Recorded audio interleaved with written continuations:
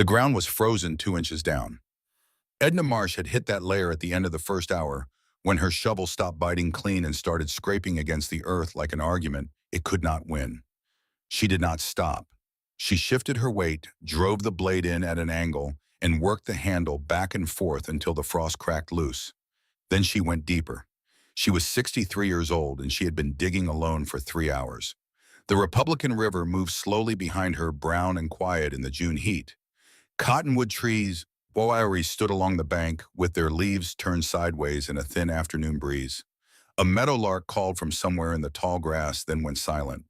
The Nebraska sky above was enormous and pale, the kind of sky that made a person feel very small standing beneath it, which was perhaps why most people out here learn not to look up too often.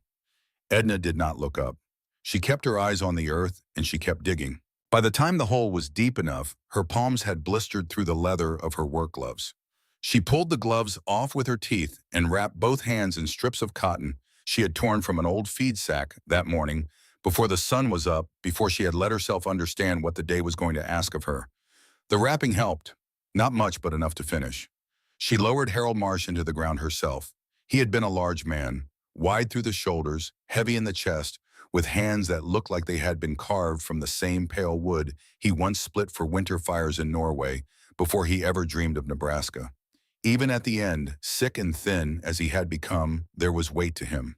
The kind of weight a person carries when they have spent a lifetime working without complaint. It took everything she had. When it was done, she stood at the edge of the grave and pressed her hands against her thighs to stop the shaking. The sun was lower now, and the cottonwoods threw long shadows across the grass. Somewhere downstream, a frog started its evening sound. Then another, then 100. Edna did not cry, not yet. She would cry later in the dark of the sod house with her face pressed into the wool of his coat. She would cry the kind of crying that has no sound, only shaking, the kind that does not feel like release, but like something being torn out from a place deep inside you that you did not know could be reached. She would cry until there was nothing left to cry, and then she would lie still and listen to the frogs and the river and the wind in the grass. But standing at the grave in the last light of that June afternoon, she did not cry. She stood straight and she looked at the mound of earth and she said only one thing. She said his name, Harold, that was all. People who did not know Harold Marsh often made the mistake of thinking he was a quiet man because he had nothing to say. That was wrong. Harold was quiet the way deep water is quiet, not because it is empty, because everything in it is moving below the surface, slow and certain and heavy with purpose. He had come to America from Western Norway 12 years before Edna had met him, carrying very little except the kind of practical knowledge that only comes from growing up in a place where winter is not a season, but a test that does not grade on a curve. He had built the sod house himself on a stretch of land beside the Republican River in the Nebraska Territory. He had broken the soil and planted it and read its failures and tried again. He had learned the particular moods of this American prairie the way a sailor learns the sea, not from books, but from being wrong enough times that the truth finally became unavoidable. By the time Edna came to work for a neighboring family and found herself sharing a fence line with a Norwegian bachelor who fixed things silently and cooked dried fish that smelled like the bottom of the ocean, he had spent enough years on this land to understand it the way most people never would. He was not a man who gave lectures. He taught by placing your hands on things. He would come up behind her while she was working the kitchen garden and take her wrist gently and redirect her fingers to the underside of a potato leaf where something small and gray was eating holes through it from below. He would not explain it. He would just wait until she saw it herself, and when she did, he would nod once and walk away. He showed her how to read the sky for frost. Not the color of the sunset, though that mattered too.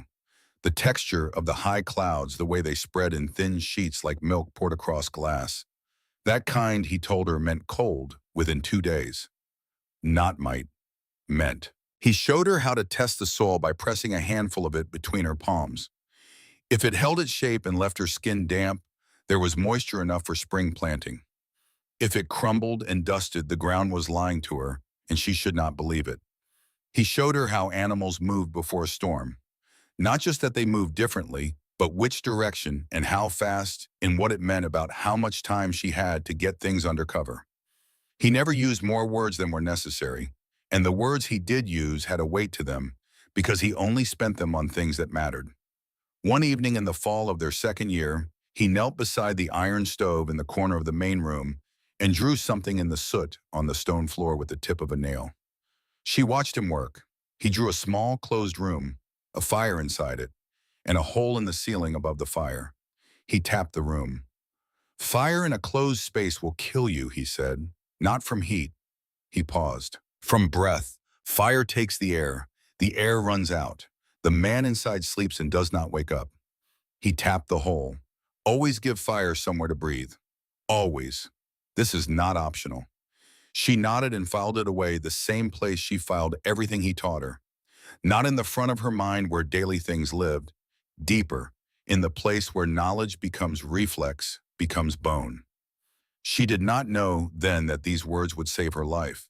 But that is always the way with the most important lessons. They arrive quietly. They look like nothing special.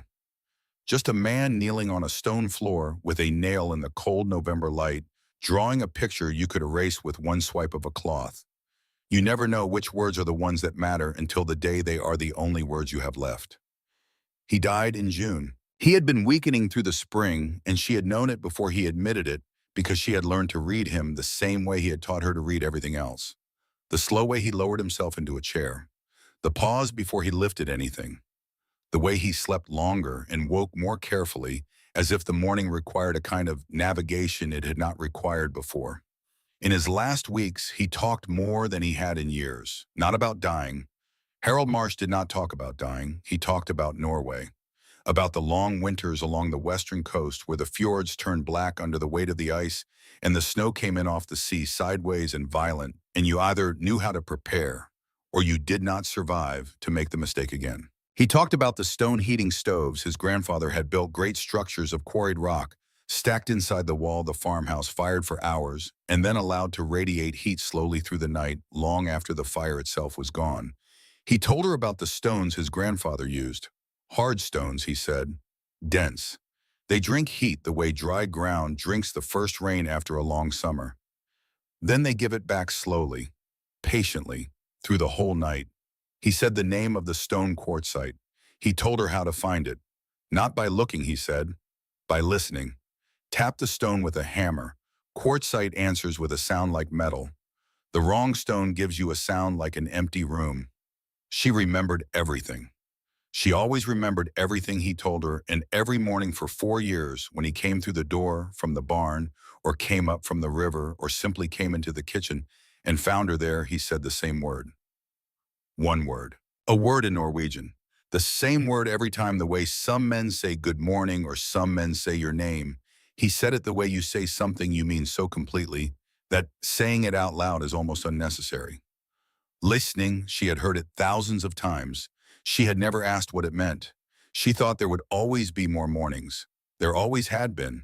She had stopped counting on forever, but she had not stopped counting on tomorrow, and that had turned out to be its own kind of mistake. The last time he said it was the morning of the day he died.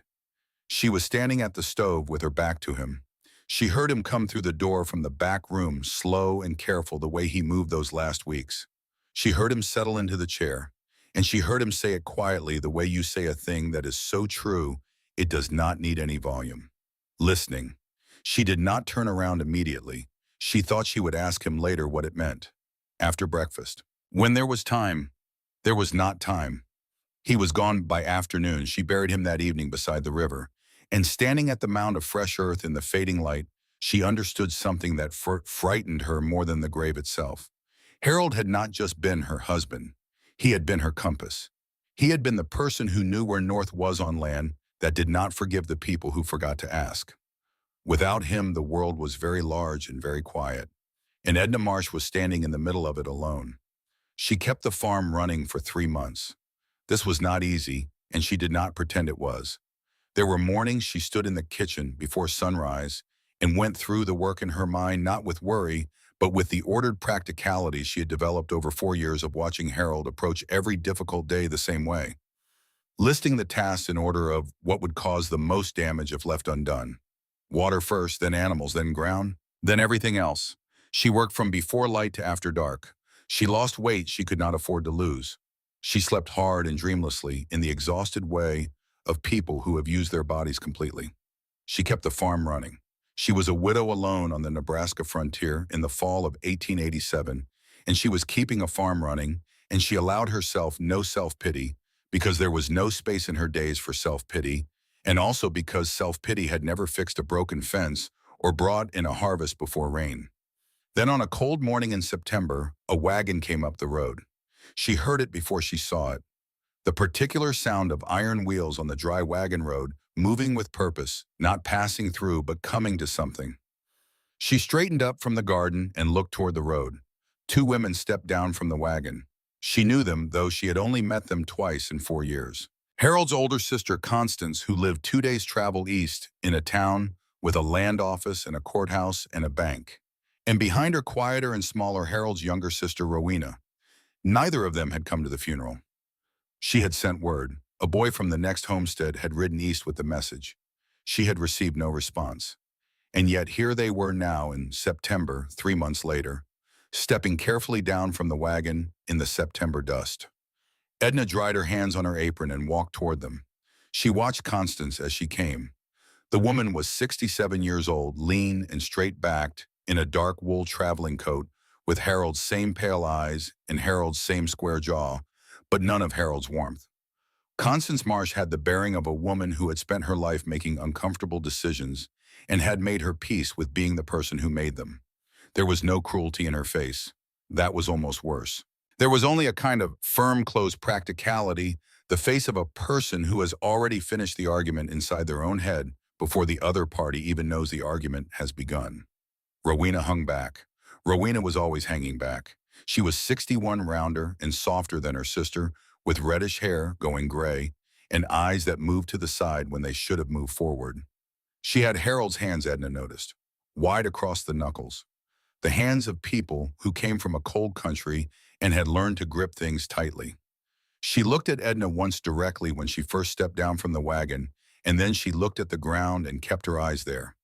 They came inside. Edna made coffee because it was what you did. You made coffee and you set out cups and you waited for people to say what they had come to say. Constance said it without sitting down. She laid papers on the kitchen table. Legal papers. The kind with seals pressed into them and signatures from men whose names had the weight of offices behind them. She laid them out flat with the careful deliberateness of someone who has rehearsed the moment and does not intend to be interrupted. The homestead, she said, had been filed in Harold's name when he first claimed it. He had left no written will.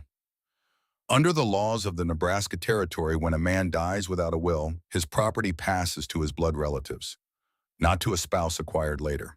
Blood relatives. She, Constance, and her sister Rowena were the surviving blood relatives of Harold Marsh. The land now belonged to them. The law, she said, was clear. Edna stood by the stove with her hands at her sides. She did not speak immediately.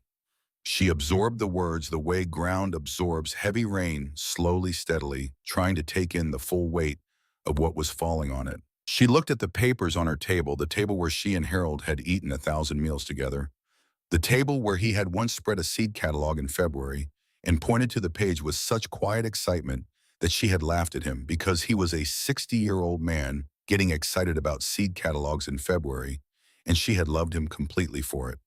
She looked at the papers, then she looked at Constance. She asked one question. Would Harold have wanted this? The silence that followed was long enough to be an answer. Constance's jaw tightened. A small movement, barely visible, but visible. She did not reply. Rowena, standing just inside the doorway, looked at the floor. Edna turned back to the stove.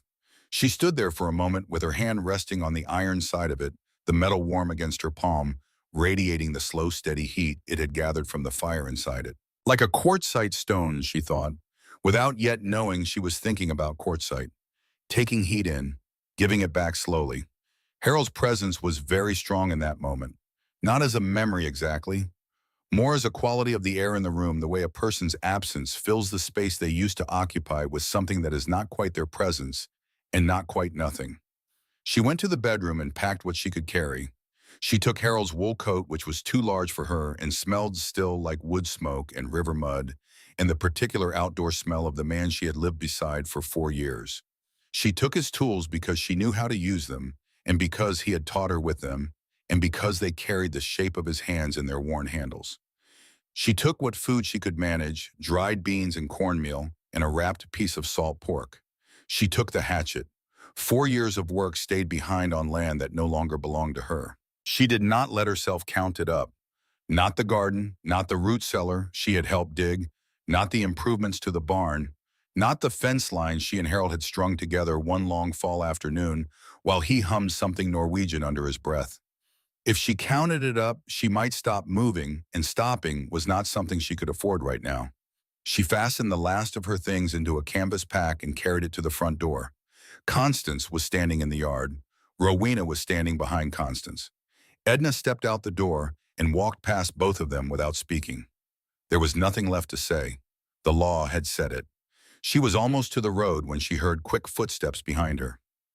Rowena, Edna turned. Rowena did not look up. Her eyes stayed down and to the side, trained on the ground between them. Her face was working hard to stay still, the way a face works when the person wearing it is trying very hard not to let something show. She reached out her hand. In it was a small envelope, sealed, no writing on the outside.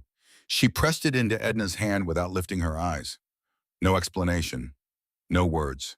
She pressed the envelope into Edna's hand, and then she stepped back quickly as if she had done something she was afraid someone had seen. Edna looked down at the envelope.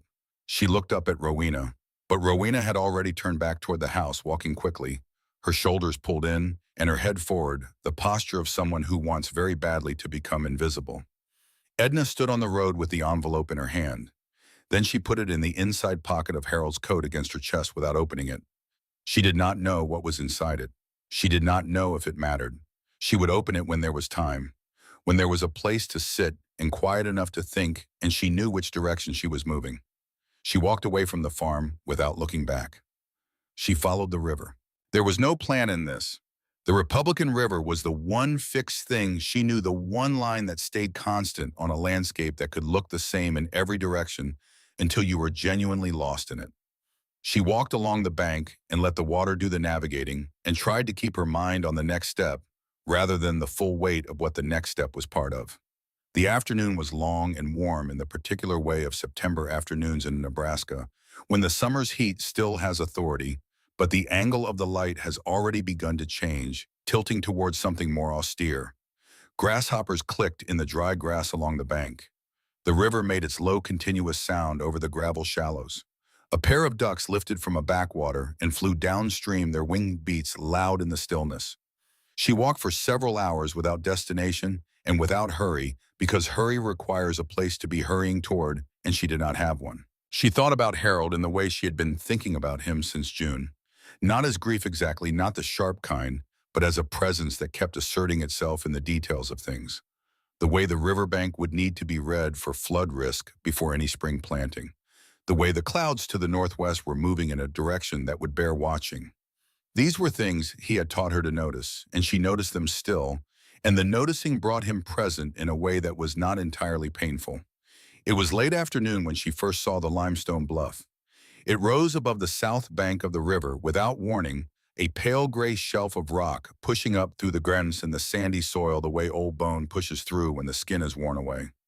Cottonwood trees crowded at its base, their roots finding the moisture that collected against the rock. The bluff itself was clean and pale and very old-looking, the kind of stone formation that exists in a landscape long before the people arrive and will continue existing long after they are gone. At the base of the bluff, half hidden in the shadow of the overhang, was the cave. She had heard about it. Everyone in the Republican River Valley had heard about the cave. 3 years ago, a woman named Agnes Holt had gone in during a rainstorm. She was a farmer's wife from the south side of the valley, traveling alone, caught in weather, looking for shelter. She had built a fire inside the cave. When they found her 2 days later, she was sitting upright against the far wall with her hands in her lap. No wounds, no sign of struggle. The fire had burned down to ash. Agnes Holt was simply dead in the way that the word dead means, completely and without explanation. People said the cave was cursed. People said that the limestone walls had taken Agnes Holt the same way limestone takes the impression of things, slowly and completely pressing them into itself. People warned their children away from it. Travelers crossed the river rather than walk past the entrance. There was a quality to the way people talked about it that had nothing to do with evidence and everything to do with the particular unease that comes from something that cannot be explained by the usual means. Edna stood at the mouth of the cave and looked in. She did not see a curse. She was a practical woman who had spent 4 years being taught by a practical man, and practical people do not see curses when they look at things. They see problems. Problems have shapes. Problems have causes. Problems, if you are patient enough and honest enough about what you are actually looking at, can be understood. She stepped inside. The ceiling rose in a smooth dome above her, the stone pale gray and dry. The floor was clay flat and hard. The cave went back perhaps 30 feet wider than it looked from the outside, with the low walls of a place that had been shaped by water long ago and had been dry for much longer. It was cool inside the walls, holding a steady temperature that barely moved, insulated from the swings of the outside air by 4 feet of solid limestone on every side. In the center of the floor was a ring of blackened stones. Agnes Holt's fire, still there 3 years later. Ash inside the ring, gray and fine, shifted slightly by air movement, but not disturbed enough to suggest anyone had been inside since they carried Agnes Holt out. Edna looked at the fire ring. Then she looked up at the ceiling. Smooth stone, unbroken. No crack, no gap, no seam large enough to let air pass through. She looked at the fire ring again. Harold's voice came back to her with the precision of something spoken that morning rather than years ago. Fire in a closed space will kill you, not from heat, from breath. Fire takes the air. She looked at the walls. The door-shaped opening behind her was the only gap in the stone. When Agnes Holt had come inside and built that fire, she had created a situation that would kill her the same way it had killed others before her in sealed rooms with fireplaces and no chimneys. The air inside the cave was finite. The fire consumed it. Slowly, invisibly, certainly. Agnes Holt had grown drowsy in the warmth. She had closed her eyes, and she had not opened them again. No curse, a closed room, a fire, and no place for either the fire or the woman inside it to breathe. The mystery that had frightened an entire valley for 3 years was not supernatural. It was a ventilation problem. Edna stood inside the cave and turned the understanding over in her mind. She thought about Agnes Holt making her small fire in the October rain, thinking herself fortunate to have found shelter, feeling the warmth begin and settling in against the wall. Not knowing, having no reason to know. The knowledge that would have saved her life was not common knowledge. It was the kind of knowledge that had to be taught by someone who understood it from first principles, passed from one careful person to another, and Agnes Holt had simply never been in the room when that lesson was given. She walked to the back of the cave and placed her palm against the limestone wall. Cold and solid and very old. She pressed her palm flat and let the stone's temperature move into her hand and thought about what could be done here and what it would require. Then she walked outside and climbed the bluff above the cave entrance. From up here, the valley opened in every direction. The river below, brown and quiet.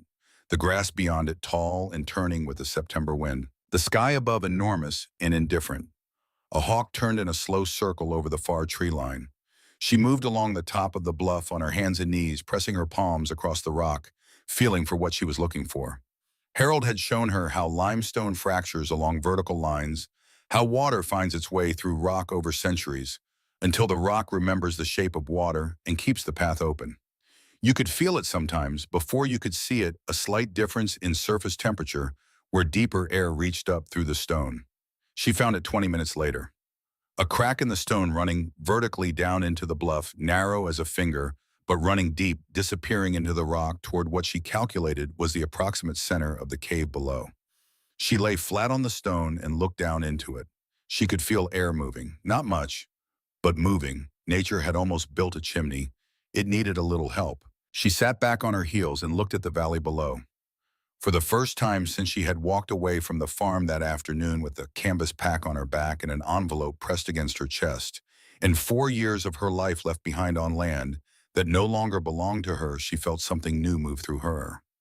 Not hope exactly, something more careful than hope, something that required less faith and more work. Possibility. If she could open that crack into a proper vent, the cave could move air. If the cave could move air, it could hold fire without killing the person inside it. If it could hold fire, And if she could build the kind of stone mass Harold's grandfather had built in Norway, the kind that drank heat for hours and gave it back slowly through the night, then this cave could be warm, genuinely survivably warm. Through a Nebraska winter, the cave that frightened everyone else could become shelter. She reached into the inside pocket of Harold's coat. Her fingers found the small envelope Rowena had pressed into her hand in the yard of the farm she had just lost. She held it for a moment, feeling its weight, feeling the slight stiffness of the sealed paper. Whatever was inside had waited this long. It could wait a little longer. She put it back. There would be time. First, there was work to do. She stood up on the limestone bluff in the September wind, a 63-year-old woman with blistered hands and a hatchet at her belt, and a head full of knowledge that had been put there by a man who believed that understanding a problem was the beginning of solving it. She looked down at the cave that had scared an entire valley for 3 years, and she began to plan. The first morning she started before the sun. She was awake before light, which was nothing unusual. Edna Marsh had been waking before light for most of her adult life, because that was when the day required it, and she had long ago stopped expecting the day to adjust itself to her preferences. She lay still for a moment on the clay floor of the cave, with Harold's coat pulled over her like a blanket, and the darkness complete around her, listening to the river below and the wind moving through the cottonwoods in the deep, unhurried silence of a place that had been left alone for a long time. Then she got up. She had spent the night thinking through the problem, not with worry, but with the ordered, careful attention she had learned from years of watching a methodical man prepare for difficult work.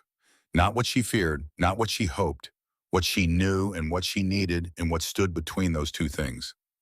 The answer to the third question was rock.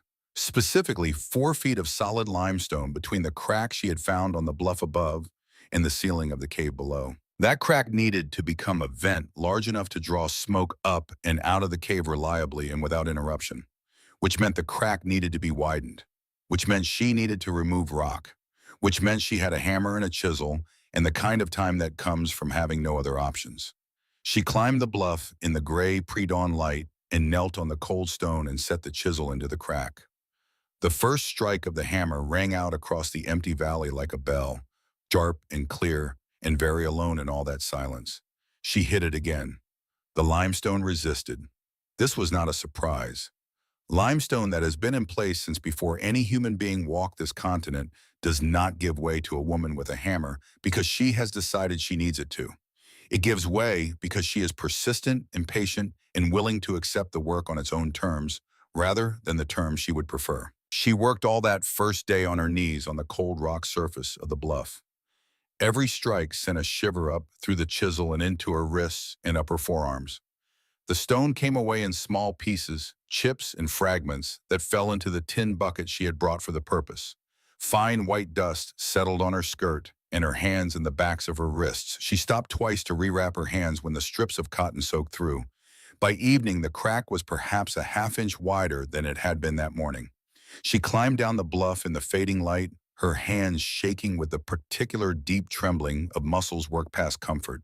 She ate cold cornbread she had made on a small fire outside the cave entrance and drank water from the river and did not think about the soreness in her wrists or the bruising she could feel building deep in her kneecaps or the distance between where she was and where she needed to be.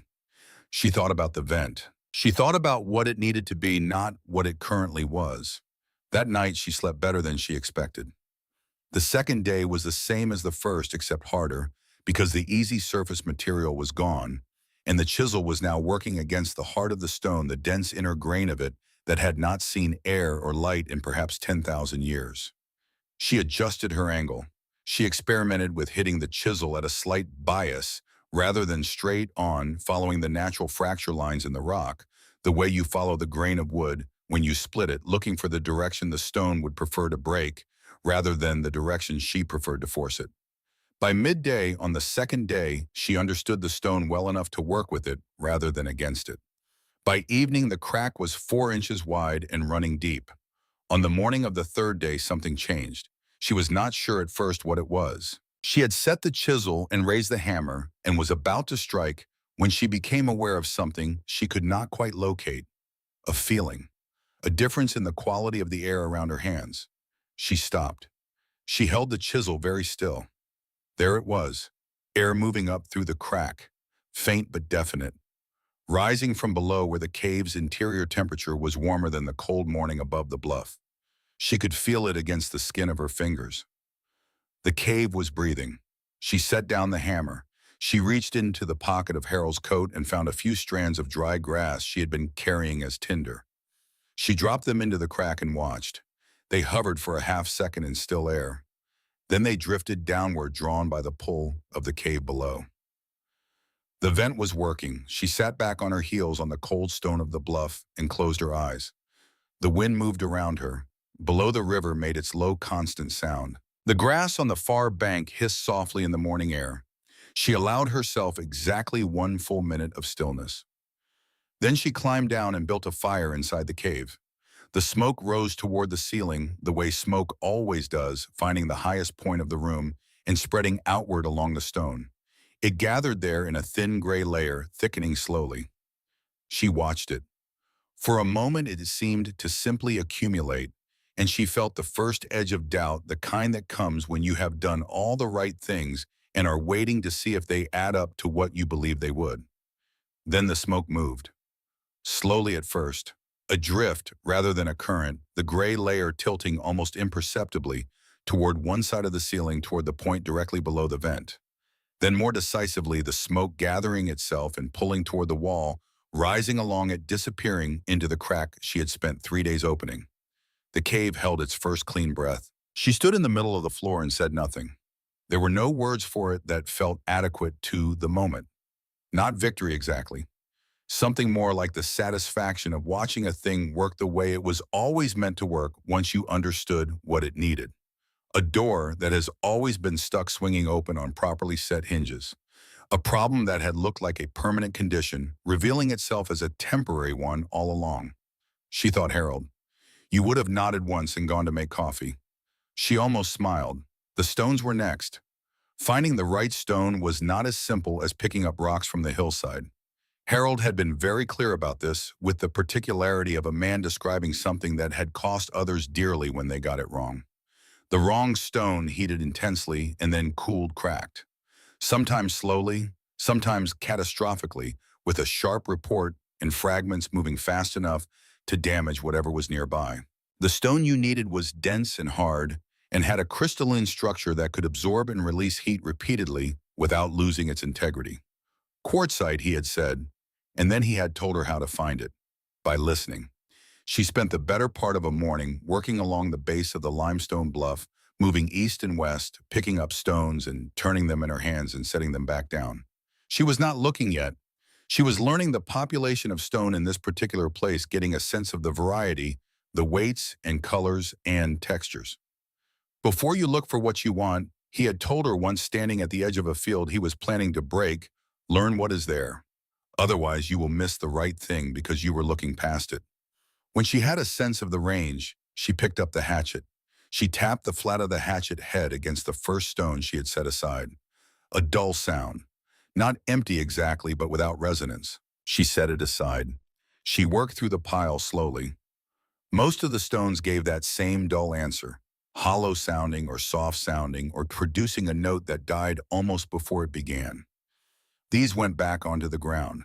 Then near the middle of the pile, she tapped a stone that answered differently. The sound was sharp and clean and carried, fading slowly like a struck tuning fork, rather than dying immediately. A sound like metal, like something dense being asked a question and answering with confidence. She held the stone in both hands. It was heavy, heavier than it looked for its size, which was always the sign with quartzite, the weight that came from a structure packed tightly enough that there was no wasted space in it. The surface was pale gray with a faint crystalline sheen, the small flat planes of it catching the morning light. She set it down carefully and kept going. By the end of the morning, she had 14 stones. She needed many more. Over the next 3 days, she worked the hillsides and the rocky outcrops along the river bend, ranging out further as she exhausted the immediate area. Each stone had to be carried back to the cave. The good ones were never light. She carried them one at a time, balanced against her chest or resting on her shoulder, navigating the uneven ground with the careful deliberateness of someone who cannot afford to fall and cannot afford to stop. By the end of the third day, her shoulders were bruised to the bone, a deep purple-green spreading from the base of her neck to the tops of her arms. She moved them experimentally before she slept and felt the particular ache of tissue that has been asked more than it was designed to give and has given it anyway. She had 43 stones inside the cave she began to build. The design had come from Harold's descriptions of his grandfather's work in Norway, the great stone heating structures built into the farmhouse walls fired for hours and then allowed to radiate warmth slowly through the long Arctic nights.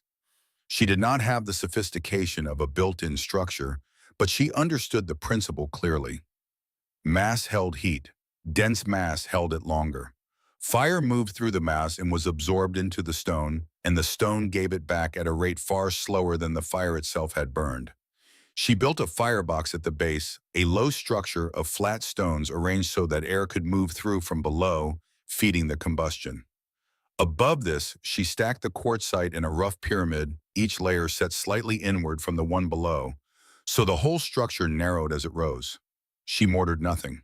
There was no mortar. She fit the stones against each other by weight and angle, the way people had been building with stone since before anyone thought to invent a binding material. The first attempt collapsed on the third day. She looked at the pile of stones on the floor without expression for a long moment. Then she started over. The second attempt stood, but she could see once she had it up and walked around it in the afternoon light that the internal structure was wrong. The heavy stones were too high. The mass was distributed upward rather than at the base where it would hold heat most effectively and transfer it most evenly to the air of the room. She could feel it even before she tested it. The shape was wrong. She took it apart and started again. The third attempt was different from the moment she set the first stone. She was not guessing anymore. She had been wrong twice and had paid enough attention to her mistakes to understand exactly why each had failed. The third attempt she built from a place of understanding rather than approximation. And there is a quality that understanding gives to physical work that approximation never achieves. It moves differently.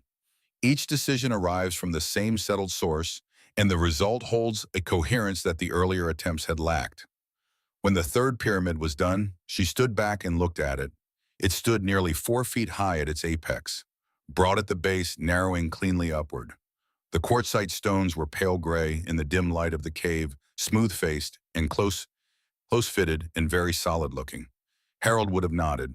She built the first full fire on a cold October evening when the first real frost had already come twice to the Nebraska Valley, and the river had a skin of ice on its quiet pools in the mornings. She fed wood into the firebox for 3 hours, working steadily, keeping the fire large and clean and constant. The cave filled with smoke that moved purposefully toward the vent and disappeared. The quartzite stones above the fire did not immediately glow or seem to change. That was the nature of dense stone. It absorbed quietly. It did not announce what it was taking in. When she let the fire burn down after 3 hours, the cave grew darker as the flames diminished. She sat across the room from the pyramid and held out her hands. The warmth moved toward her palms like water rising. Steady and even and patient, coming from the stone in long invisible waves that filled the cave from the floor, up, not radiating sharply from a single point, but spreading through the whole volume of the room, the way the warmth of a living body fills the space close around it. She kept her hands extended and let the warmth move through them. Outside, frost was forming on the grass. Inside, the cave was warm. Not the frantic warmth of a fire trying to outrun the cold. The deep, certain warmth of stored heat being released at its own pace, indifferent to the weather outside, unhurried and sufficient. She sat in it and let it settle into her. For the first time since she had walked away from the farm in September with Harold's coat on her back and an envelope unopened in its pocket, she was genuinely quietly warm. She whispered into the darkness, "This will work." 2 weeks later, the rain came. It started in the night, a cold October rain that came in off the plains sideways, not violent but heavy and continuous, the kind that soaks into everything it touches with patient thoroughness. She heard it against the rock above the cave entrance and pulled Harold's coat tighter and went back to sleep. By morning, the valley was gray and wet, and the river had risen 6 inches, and every piece of firewood stacked outside the cave entrance was soaked through completely. She stood in the cave entrance and looked at the wood pile.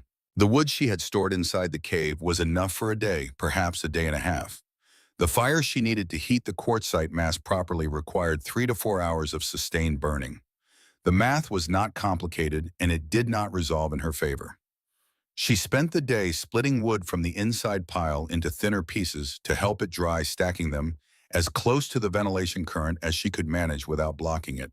She kept a small fire going, not a heating fire, a drying fire designed to pull warm air through the cave and across the wood rather than to heat the stone. By evening, the rain had not stopped. By the time she lay down to sleep, the heating stones had cooled to the point where she could feel the temperature dropping in the cave degree by degree, the cold pushing in from the limestone walls, where the stone masses stored warmth was no longer sufficient to hold it back. She pulled the coat over herself and watched the embers in the firebox fade. This was the first time lying in the darkening cave with the cold advancing and the wet wood piled uselessly outside that she let herself think the thought she had been refusing since September. She thought, I cannot survive this winter alone. It arrived not as panic, but as a clear, cold statement, in fact, the kind of thought that comes in the dark of a difficult night and presents itself not dramatically but quietly, as if it has been waiting patiently for you to stop moving long enough to hear it. She lay with it. She let it be fully present rather than pushing it away. Look at what is actually there, he had always said. Not what you wish were there, not what you fear is there. What is there? What was there? She was 63 years old. She was in a cave that was getting colder. Her wood was wet. Her hands were damaged. Winter was coming with the particular commitment that Nebraska. Winter had the commitment of something that does not negotiate and has never lost. She looked at the firebox.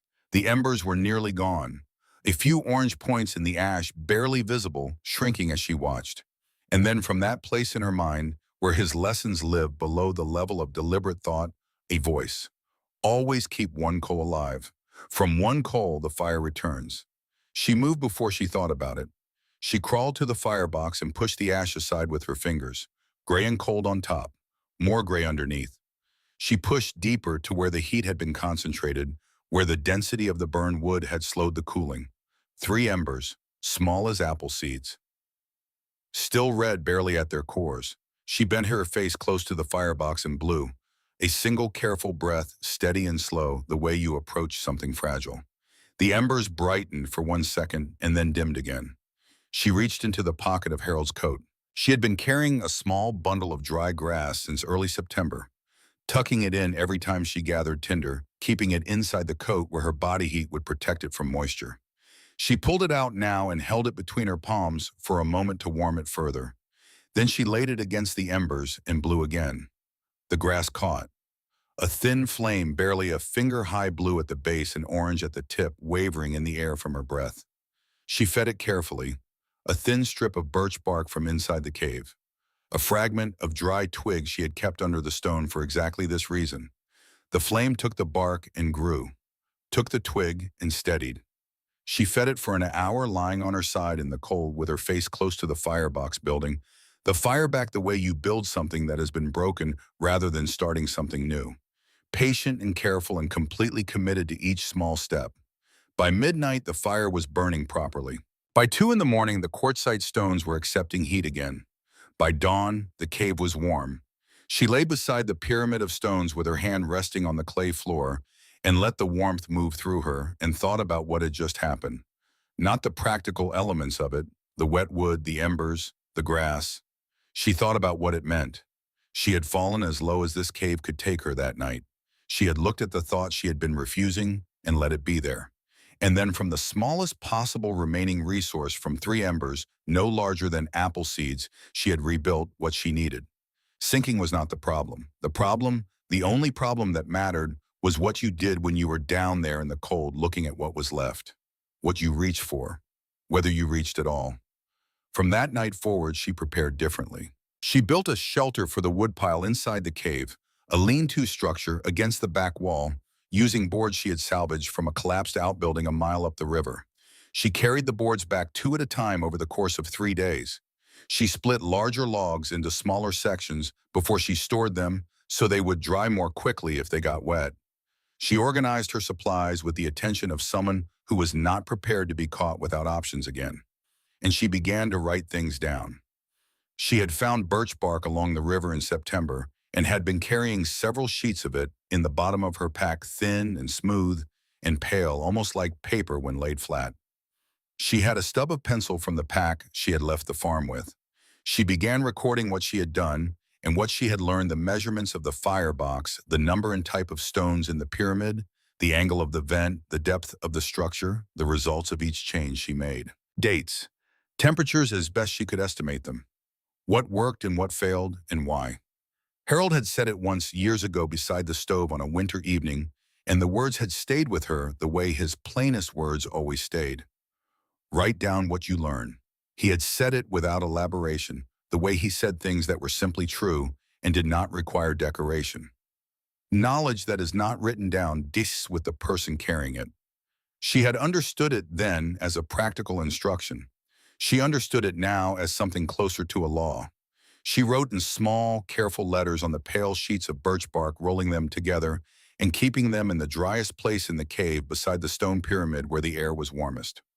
Willa Caulfield was 12 years old and had been watching the cave from behind a stand of river willows for 2 days before she finally walked up and knocked on the door. Edna heard the knock and stood still for a moment because she had not heard another human being knock on anything in several weeks, and the sound was startling in a way she had not expected. She set down the birch bark she had been writing on and crossed the cave floor and put her mouth to the narrow gap between the door and the frame. "Who is there?" A pause. Then a small voice. "It's Willa. My Aunt Frances sent me to see if you were still alive." Edna opened the door. The girl outside was slight and dark-haired, wrapped in a wool coat too large for her with the sleeves pushed up to her palms. She had her aunt's direct brown eyes and the particular quality of stillness that belongs to children who have spent most of their time in quiet places and have not been ruined by noise. She looked at Edna with frank attention, the way children look at things they have decided are interesting and not yet frightening. Behind the girl, 100 yards down the slope toward the river, Edna could see a woman waiting, broad-shouldered and practical-looking, standing with her arms crossed in the November wind, watching. Willa looked at Edna. Then she looked past her at the inside of the cave, then back at Edna. She said, "Are you afraid of the ghost inside?" Edna considered the question with the seriousness it deserved, which was considerable if you were 12 and asking it in good faith. "Agnes Holt is not a ghost," she said. "She was a woman who did not know how to open a window."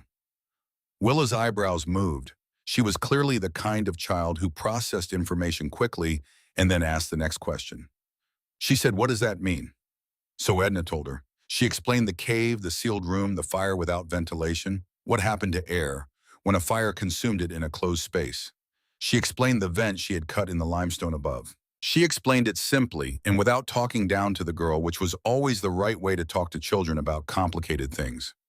Willa listened with the focused attention of someone who was genuinely interested rather than merely polite. She asked 2 questions. Both were good questions. The second one, about why the vent pulled the smoke upward rather than letting it fall back down, took Edna a moment to answer in terms that were both accurate and comprehensible. And the effort of it gave her a small, specific pleasure she had not felt in some time. The next morning, Frances Caulfield came herself. She was 65 with a wide, weathered face and gray hair pulled back with the efficiency of a woman who has not thought about her hair in 20 years. She came in the morning and she stood inside the cave for several minutes without speaking, moving her eyes slowly around the space.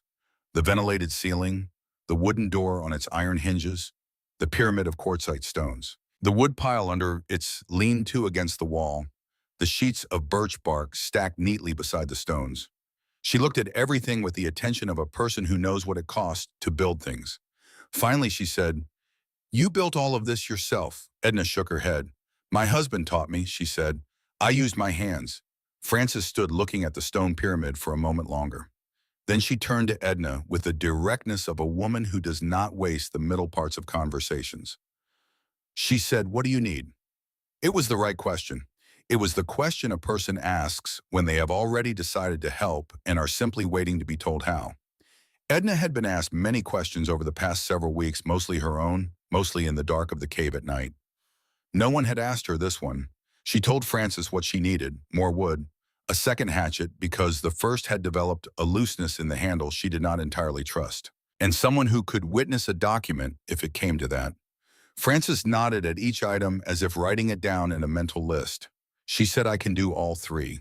She came back 2 days later with her husband's spare hatchet and a load of split firewood in the bed of her wagon, and the information offered with a directness that Edna appreciated that Constance Marsh had been seen asking questions in town about the land around the limestone bluff. Edna listened to this without changing her expression. What kind of questions, she asked. About the bluff itself, Frances said. About who had ever filed on it. About what the soil was like for farming. Frances paused. And about the cave. Edna absorbed this. Constance Marsh was 67 years old and had taken her brother's land by law and had now apparently developed an interest in the limestone bluff in the cave that nobody had wanted until somebody had made it worth wanting. There was a logic to this that Edna recognized without admiring. She did not change what she was doing. This was perhaps the most important decision she made in those months, though it did not look like a decision from the outside. It looked like a woman simply continuing to work. But there is a difference between continuing to work because you have not noticed the threat and continuing to work because you have decided that the work itself is the answer to the threat.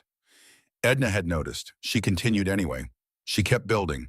She improved the door frame with materials from the same collapsed outbuilding she had raided for the woodpile cover.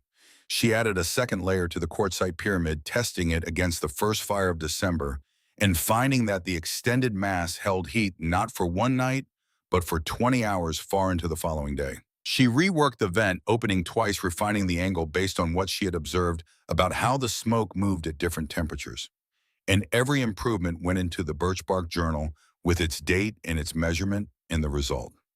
December came to the Republican River Valley with the deliberate, unhurried severity of a season that knows it has been here before and will be here again and has no reason to rush. The cottonwoods lost their last leaves. The river slowed under the first shelves of ice along its banks. The grass on the hills flattened and turned the pale straw color of a landscape, resigning itself to what was coming. Edna stood at the cave entrance one evening in early December and looked at the sky to the northwest. It was the particular color and texture that Harold had pointed to once on a November afternoon years ago, standing outside the barn with her, his breath visible in the cold air. Not a storm sky exactly, something more preliminary than that.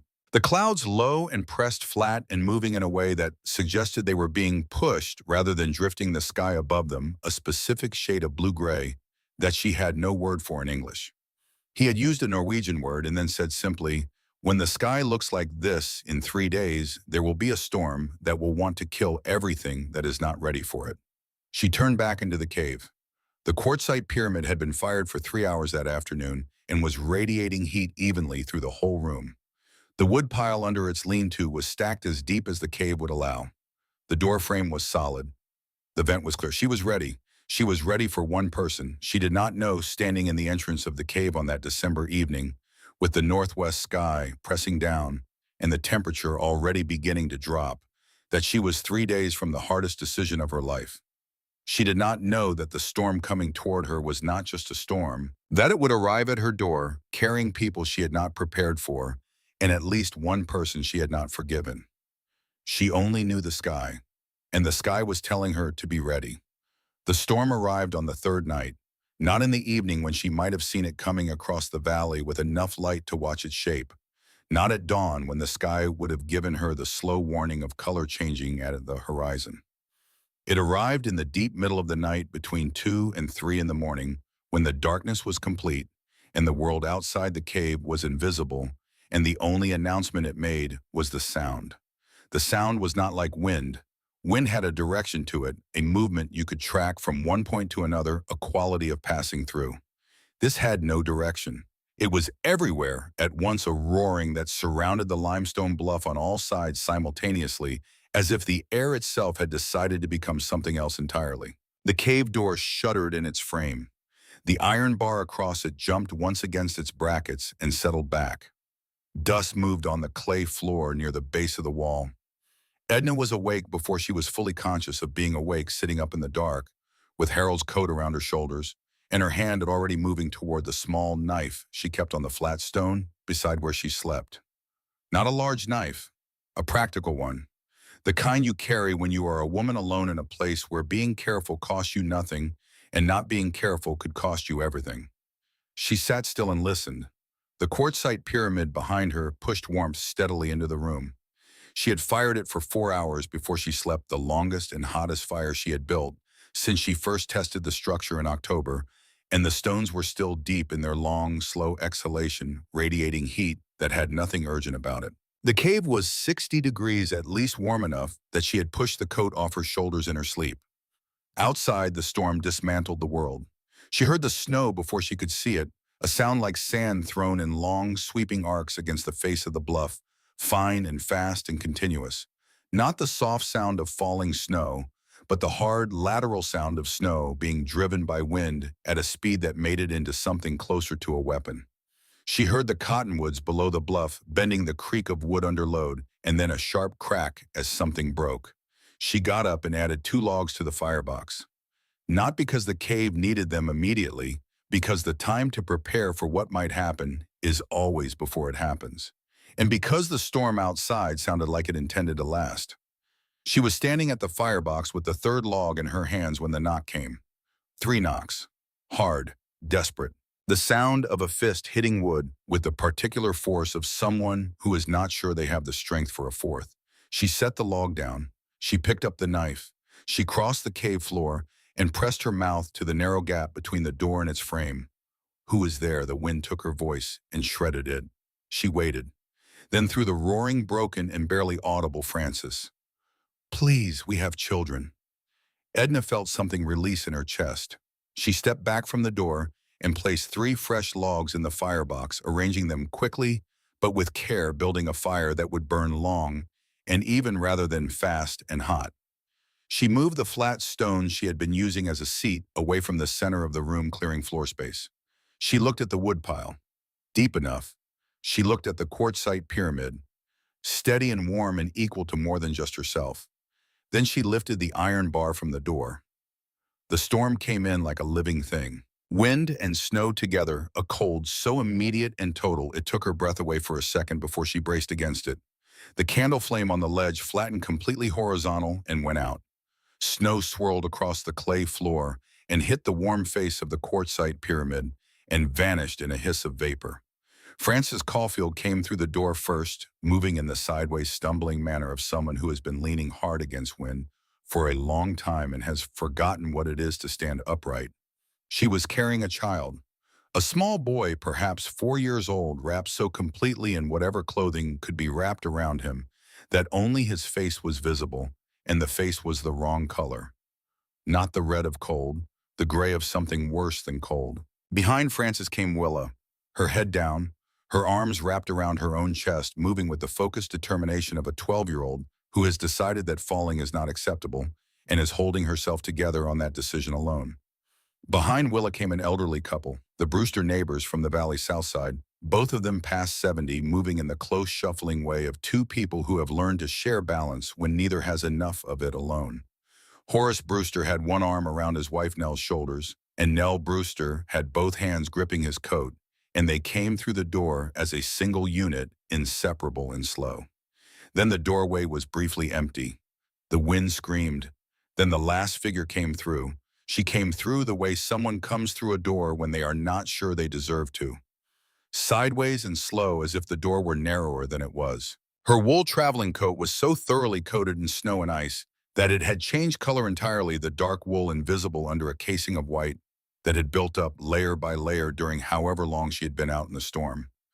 Her face was the face of someone who has been cold past the point of feeling, cold past the point where the body continues to argue about its situation, and into the territory of simple surrender. Constance Marsh stood inside Edna's cave and did not look up. The iron bar was still in Edna's hand. She looked at Constance for one moment. The woman who had laid the papers on the kitchen table. The woman who had not answered when asked if Harold would have wanted this. The woman who stood now in the cave Edna had built, ice-covered and unable to meet her eyes alive, only because she had known where this cave was and what kind of woman would be inside it. Edna set the bar on the ledge beside the door, which she then pushed closed against the wind with both hands and her shoulder and her full weight fighting the pressure of the storm for the length of time it took to get the latch seated. When the bar dropped back into its brackets, the change in the room was immediate and complete. The roaring became distant. The cold retreated. The quartzite pyramid continued its steady, patient work, and the warmth it had been building for the past 6 hours moved back in from the walls and the floor and the ceiling and reclaimed the room. Edna turned around. She looked at the child in Francis's arms. The boy's name was Thomas. He was Francis's grandson brought to stay while his parents were away, and he was 4 years old and he was in serious trouble. Edna had seen this before once years ago, a neighbor's hired man caught in an early October blizzard. She knew the color of the skin, that particular grayish pallor, that was not pallor at all, but the body making a very specific decision about which of its parts it would continue to heat and which it would abandon in order to protect the core. She knew the shallow breathing and the limpness, the way the child's weight distributed completely into Francis's arms, with no resistance or contribution of his own. She also knew what not to do. This was something Harold had emphasized with unusual directness. Not what to do, what not to do.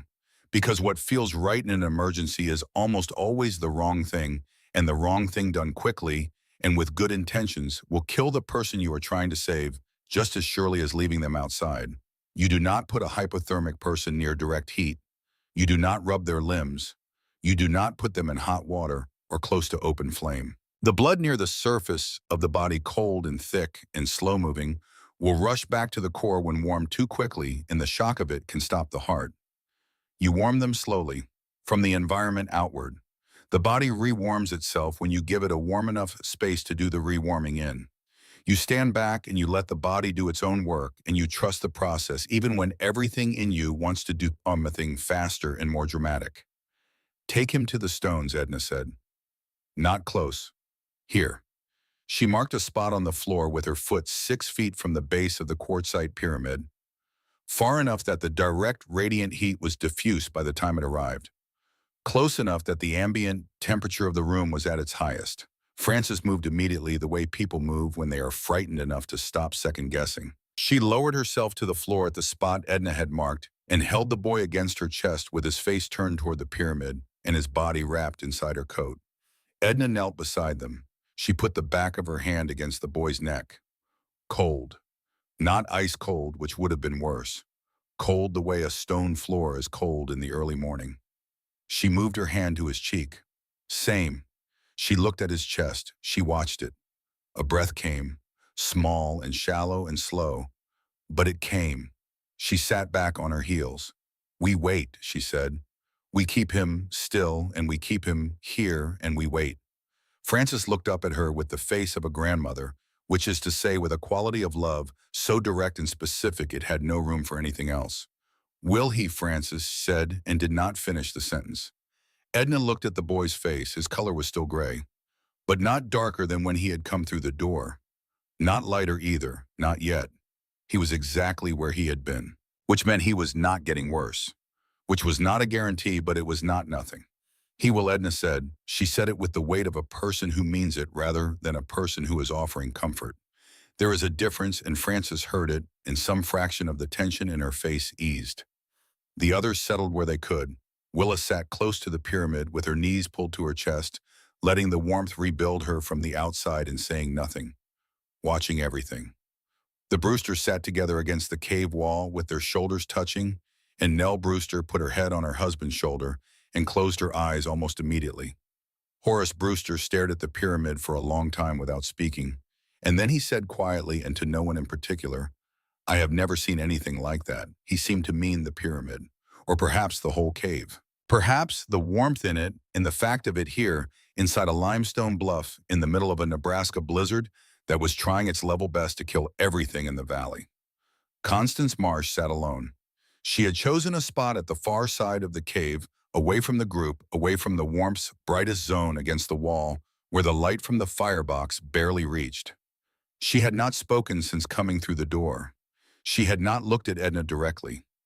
She sat with her back against the stone, and her hands in her lap, and her ice-stiff coat slowly releasing its accumulated cold into the air around her. Edna did not speak to her. There was work first. She moved through the cave with the efficient, unhurried attention of someone who has made the space function and knows exactly what it requires. She fed the firebox, steadily building the heat back to what the additional bodies in the room would need. She found the dried meat and cornbread she had stored in the back of the cave and set it out where people could reach it. She brought water from the clay jug she kept near the base of the back wall where the temperature was most stable. She kept her attention on the boy. 20 minutes passed. 30. She watched his chest rise and fall, still shallow but perhaps slightly deeper than before. She was not certain. She was trying not to want to be certain of things she could not yet be certain of. At 40 minutes, the boy moved. Not much, a small shift of the shoulders, the body making an adjustment it had not been capable of making when it first came through the door. The movement of a person beginning to return to themselves from a place that had been pulling them in another direction. Francis felt it and made a sound that was not a word. 5 minutes after that, the boy opened his eyes. He looked at the cave ceiling with the unfocused expression of someone coming back from a long distance. Then he looked at Francis. Then with the magnificent priority setting of a 4-year-old, he said he was hungry. The sound that came from Francis then was not crying exactly. It was the sound of something wound extremely tight, releasing all at once.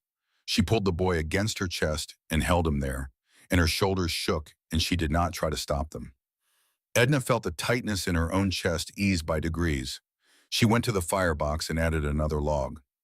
Later, the storm still roaring outside the cave settled into the particular quiet of people who have been frightened together and have come through the other side of it and are now simply occupying the same warm space in the dark. The Brewsters slept. Frances dozed with Thomas against her chest. Willa had pulled her knees down and was staring at the quartzite pyramid with the concentrated look of someone working something out in their mind and not yet ready to put it into words. Edna sat beside the firebox and tended it. She was aware in the way you are aware of a piece of furniture you are trying not to look at of Constance Marsh, still sitting against the far wall. She had not moved much. She had eaten a small amount of the cornbread. She had not slept. An hour passed in silence. Then Constance spoke. She did not raise her voice. She did not look up. She spoke at a register that was meant for Edna and did not need to be anything more. "I have not slept since September," she said. Edna said nothing, a long pause. "I told myself I followed the law," Constance said. "That is what I told myself every morning when I woke up. The law was clear. The property transferred to Blood. I followed the law." She stopped. The fire moved. Outside, the storm pressed against the limestone. "The truth," Constance said, "is simpler than that. I wanted the money from the land, and I took it from the person who deserved it least. I knew it when I laid those papers on the table. I knew it when you asked me if Harold would have wanted it." She paused again. "I knew it when you walked out the door." The silence that followed was large enough to hold everything that had happened since September. The grave beside the river, the papers on the kitchen table, the road in the September dust, the 3 months of cold work in a cave that everyone else in the valley believed was cursed. Edna looked at the fire. She thought about what it would have cost to say those words. Not the courage of them, the honesty of them. The particular difficulty of saying a true and damaging thing about yourself at 67 years old when you have spent a lifetime constructing an idea of yourself as a person who does difficult things correctly and according to the rules and without flinching. She said, "I know." Constance looked up then, just briefly, a glance that contained more than a speech would have. Then she looked back at her hands. The fire burned. It was past 4 in the morning when Constance, in the way of a person who has been holding something for a long time and has finally found the moment to set it down, said something that Edna had not expected. She said, "Harold used to write to us. Not often, but sometimes." Edna listened. "He wrote about the land mostly," Constance said, "about the soil and the weather and what he was planting. That was Harold. He was always more interested in the ground under his feet than in talking about himself." She was quiet for a moment. "But he wrote about you," she said. "Not in every letter, but more than once." The fire shifted. A log settled deeper into the firebox and sent a small cascade of orange sparks up toward the ceiling. "He called you something," Constance said, "in those letters. Every time he mentioned you, he used the same word. In Norwegian, he never explained it. He wrote it as if it needed no explanation." Edna was very still. Listening, Constance said. The word in Constance's voice was strange, shaped differently than when Harold had said it, drier and more careful, the voice of someone pronouncing a word in a language they read, but do not speak. But it was the word she had heard every morning and every evening for 4 years. The word she had always meant to ask about and never had, because there was always more time, because tomorrow was always coming, because the mornings kept arriving, and she kept meaning to ask, and then the coffee needed to be made, and the day needed to be started, and somehow the question stayed unasked. She said, "What does it mean?" It was not quite a question, not quite a statement, something in between. Constance looked at the quartzite pyramid, at the warmth moving out from it in the darkness, at the walls of the cave this woman had made livable through the worst of the season alone with her own 2 hands, and the knowledge a quiet man had passed to her carefully over 4 years of ordinary mornings. "It means," Constance said slowly, "the light that comes when a storm begins to break. The brightness that appears in the sky when the clouds start to thin.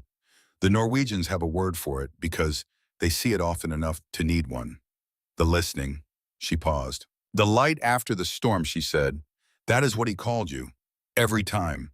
The cave was very quiet.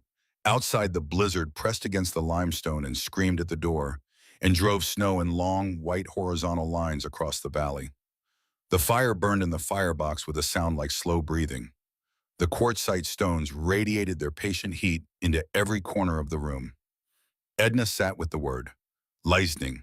4 years of mornings, 4 years of evenings, 4 years of him coming through a door, or looking up from a table, or standing in the garden turning toward her, and saying that one word in the way people say things they mean more completely than language can carry. She had heard it so many times it had become as unremarkable as the sound of the river, as constant and as present and as taken for granted as the ground underfoot. A word so woven into the daily fabric of her life with him that she had stopped hearing it as a word at all, only as a sound, only as his voice, and she had never once turned to him and said, "What does that mean?" She had thought there would be time. There is never as much time as you think. The tears came quietly, the way they come when the emotion is not sharp but deep. Not a spike of pain, but the slow rising of something that has been held back long enough and can no longer be held. They came without sound and without the convulsion of grief. They came the way the warmth came from the quartzite stones, steadily, from the inside out. She did not wipe them. She let them be there, listening. That was what he had seen when he looked at her. Not what she had built, not what she could do or survive or endure. The light that came when the worst of it was over. The brightness that appeared when the clouds started to thin. She had been that thing for him every day for 4 years, and had not known it had heard the words so often it had become invisible to her, the way the things closest to us so often do, the way we look past the most constant presences in our lives because they are always there and we cannot imagine a morning when they will not be. She understood now, and the understanding was not sorrow, though it lived close to sorrow. It was the feeling of receiving something beautiful that you did not know you had been given. Something that had always been there, already yours, only waiting for you to finally turn and look at it directly. She said nothing. There was nothing adequate to say. After a long time, Constance spoke again. Her voice was quiet and without its usual hardness. The hardness Edna thought was not gone. It was simply resting. It was the voice of a woman who had spent a very long night sitting in a cave that should have been terrifying, and was instead warm watching another woman work, and had arrived somewhere she had not expected to arrive. "I came to town 3 days ago," Constance said. "Business at the land office. There were papers to file." She did not say what kind of papers. She looked at her hands. The blizzard caught us on the road back 2 miles out. There was no shelter anywhere. Francis and the children were ahead of us on the road, and then we could not see them anymore. We could not see anything. She stopped. "I knew where the cave was. I had asked about it. I knew what you had built here." She looked up at the pyramid. "I knew you would be here," she said. "I knew what kind of woman would stay." Edna looked at her across the warm cave with the fire between them. "And you came anyway," Edna said.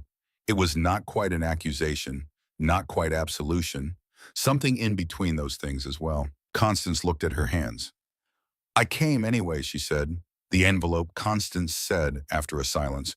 "Rowena gave you something when you left."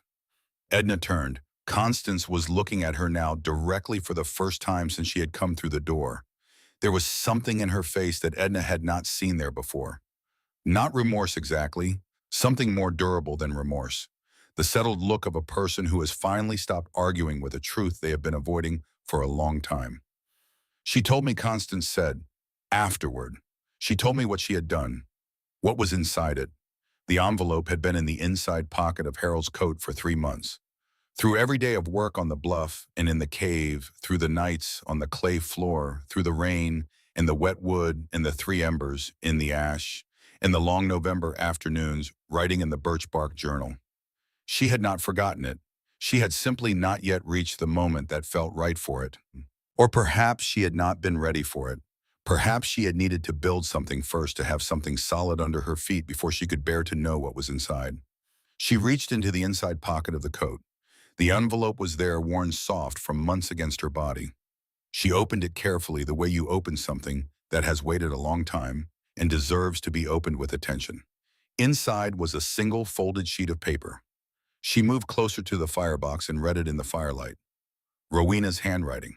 Small and careful, the handwriting of someone who has thought hard about each letter, each word, the precise way to say a thing that needs to be said correctly and cannot be taken back.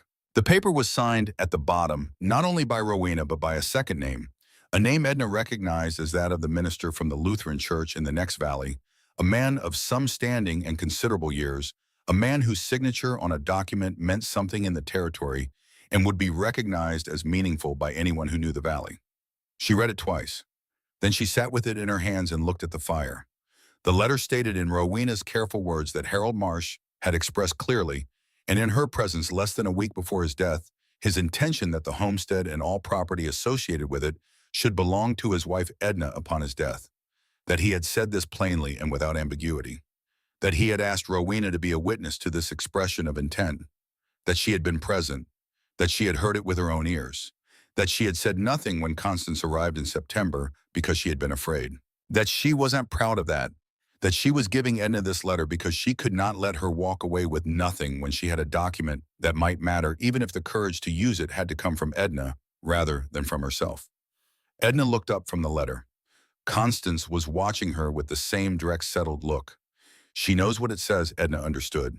She has known since Rowena told her exactly what has been sitting in the inside pocket of this coat for 3 months. They looked at each other across the warm cave with the storm pressing at the walls and the fire burning between them and the sleeping forms of 5 other people arranged around the quartzite pyramid that had kept them all alive.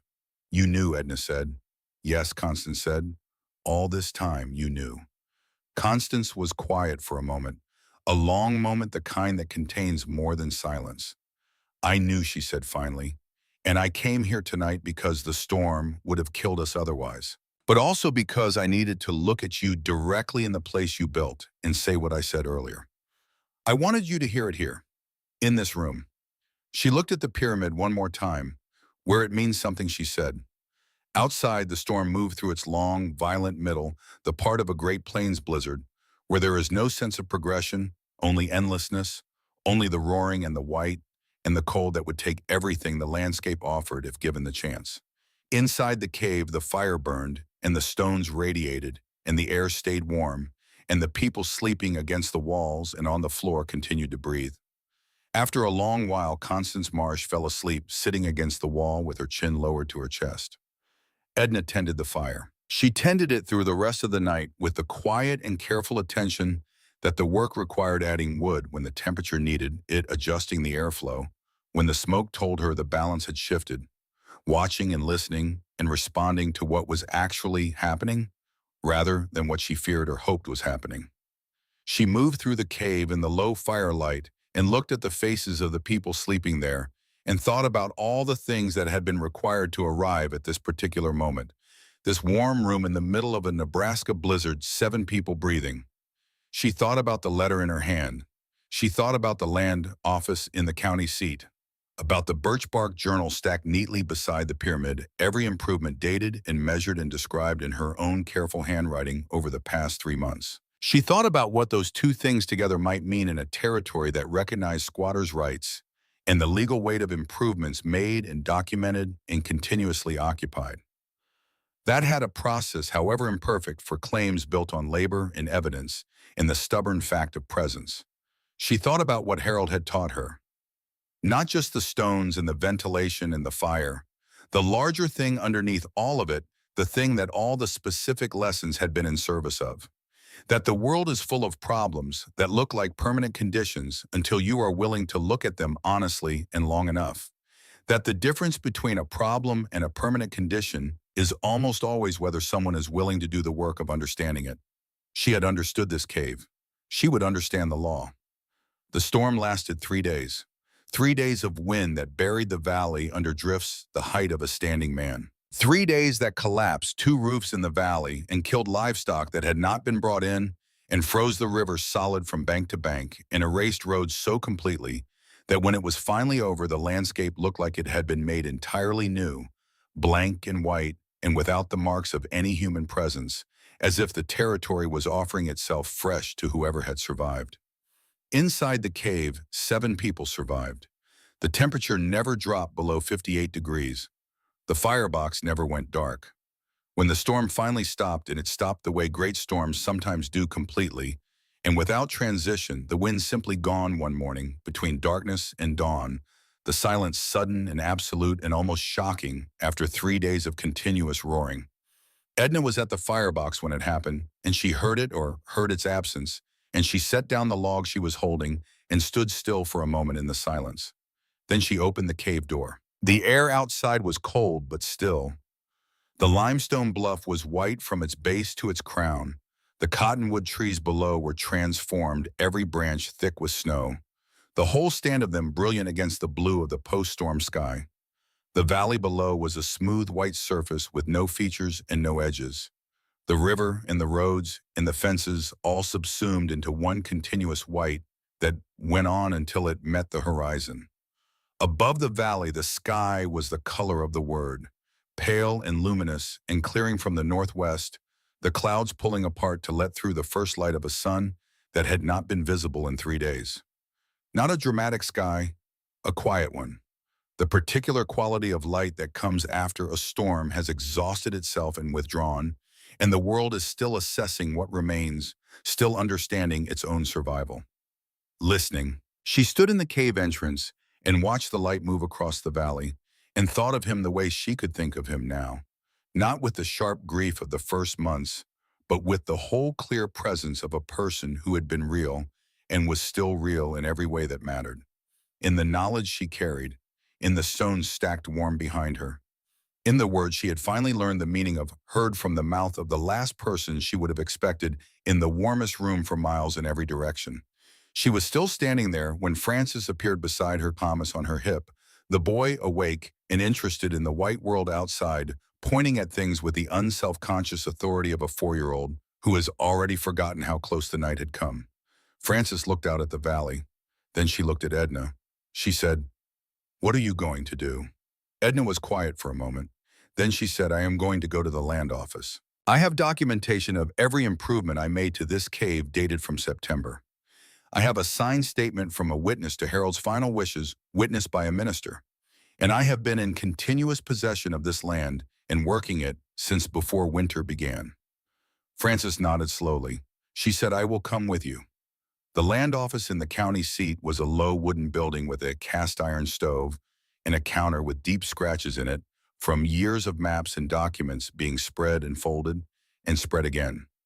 The officer behind the counter was a compact, gray-haired man named Aldous Trimble, who had the look of someone who had seen a great many people come through his door, wanting things and had learned to make judgments about them before they finished their first sentence.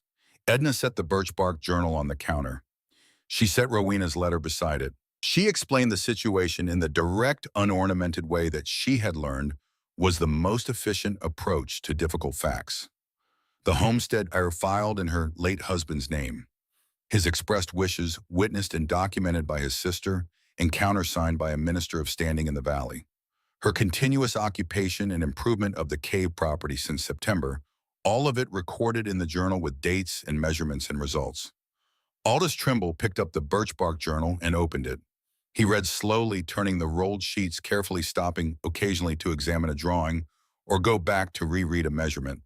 He read the way people read things they are genuinely trying to understand rather than find a reason to dismiss. He read like a man doing his job as it was meant to be done. He set it down and picked up Rowena's letter. He read that twice. Then he set it down and looked at Edna over the top of his glasses. He said, "You built all of what is described in this journal. Yourself. Since September." She said, "My husband taught me how."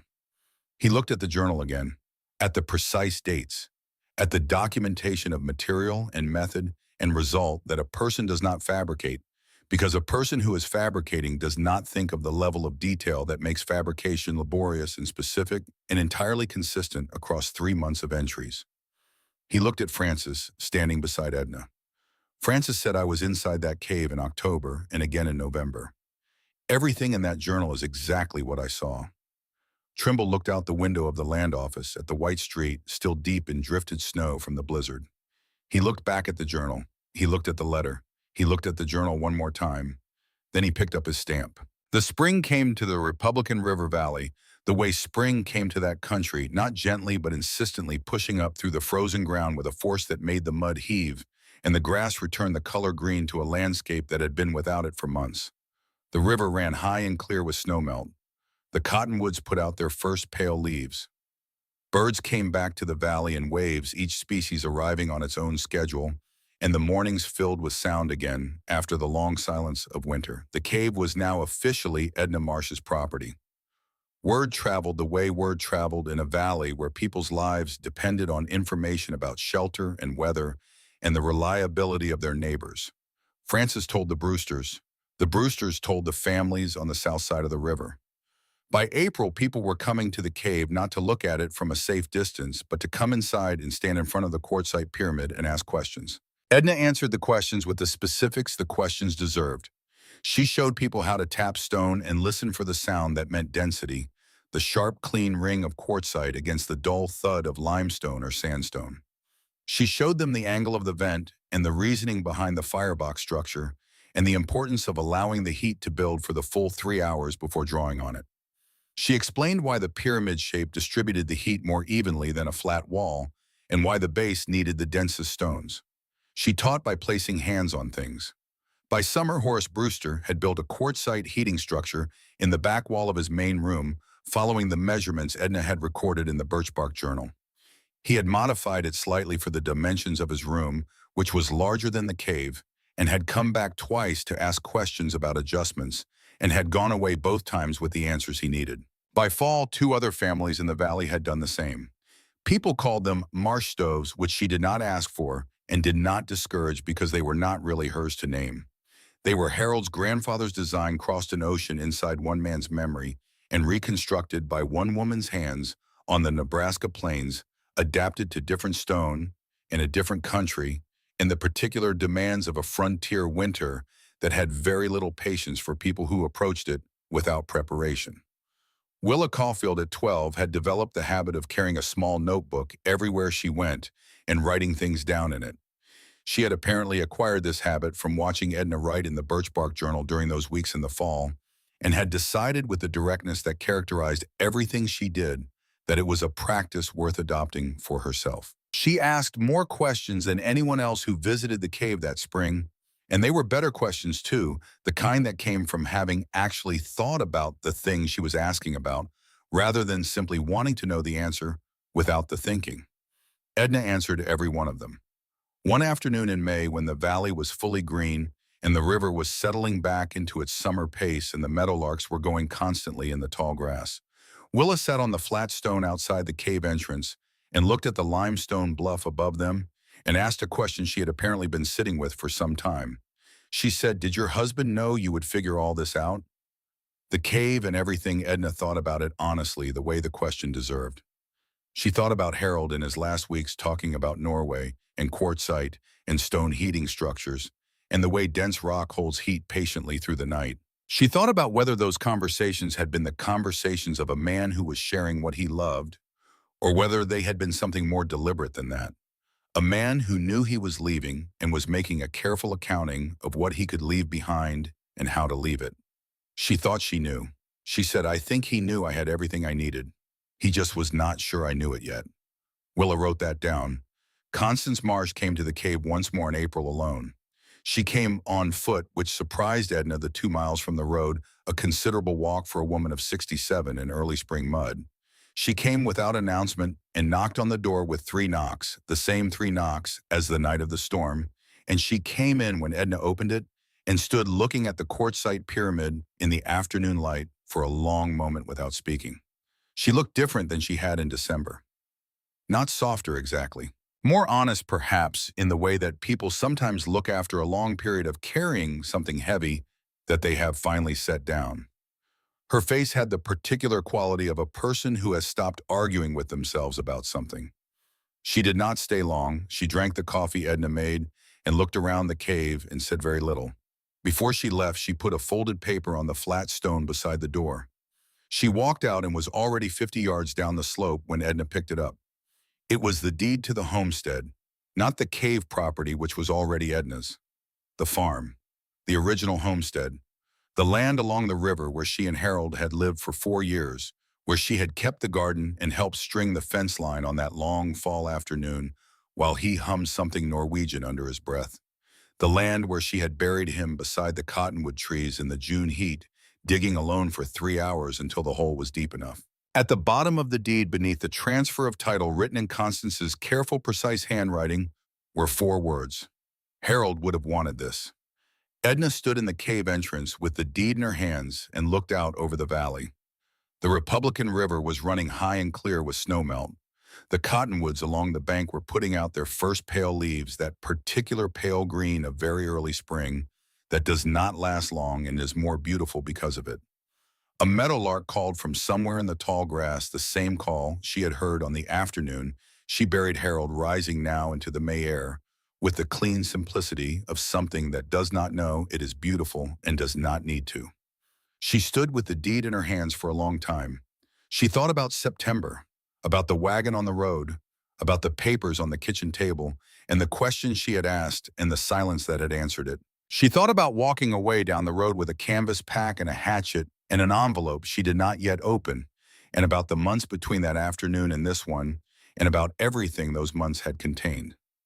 She thought about Harold, not with grief exactly, not anymore, with something that had moved past grief into the territory that grief becomes when you have lived with it long enough and done enough work in its presence, and it has become something quieter and more durable, something you carry not as weight but as evidence, evidence of what was real, evidence that it mattered. She folded the deed and put it in the inside pocket of Harold's coat. Then she went back into the cave and sat beside the quartzite pyramid and placed her hand on the warm face of the stone. Still warm. Hours after the morning's fire had burned to ash, the stone was still giving back what it had taken in, patiently, steadily, with the unhurried certainty of something that understood the relationship between what you absorb and what you give back and had made its peace with the pace of it. The stone did not hurry. The stone did not decide how quickly to release what it held. It simply held and released and released at the rate that physics required, and no faster and no slower. She sat with her hand on the warm stone and listened to the valley outside, the river over its stones, the wind in the cottonwoods, the meadowlark still going in the tall grass, that same clear two-note call repeated with the patient persistence of a bird that has exactly one thing to say and intends to keep saying it for as long as the morning lasts.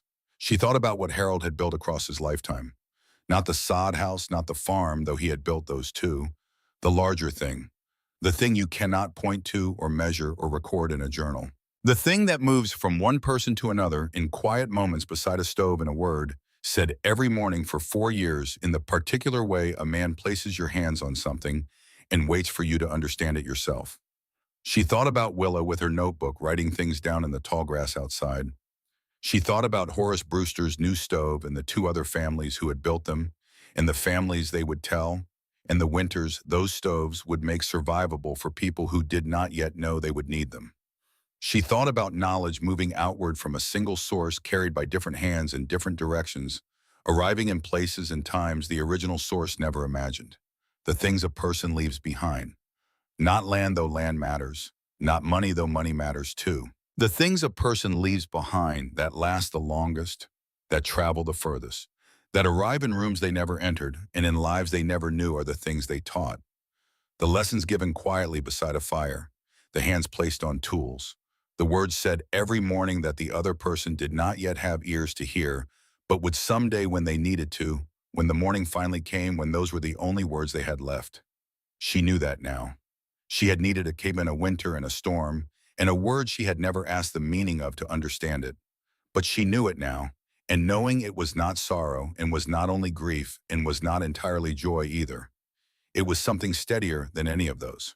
Something that asked for nothing and required nothing, and simply was the way the warmth in the quartzite was patient and certain and not going anywhere. She sat in the warm cave with her hand on the stone and the spring light coming through the open door and the meadowlark still going out there in the tall grass, and she thought Harold. I know now. She did not say it out loud. She did not need to. Some things you know well enough that saying them would only make them smaller. Some things you carry in the inside pocket of a coat against your chest, warm from your body, and you do not open them every day only when you need to remember what they are.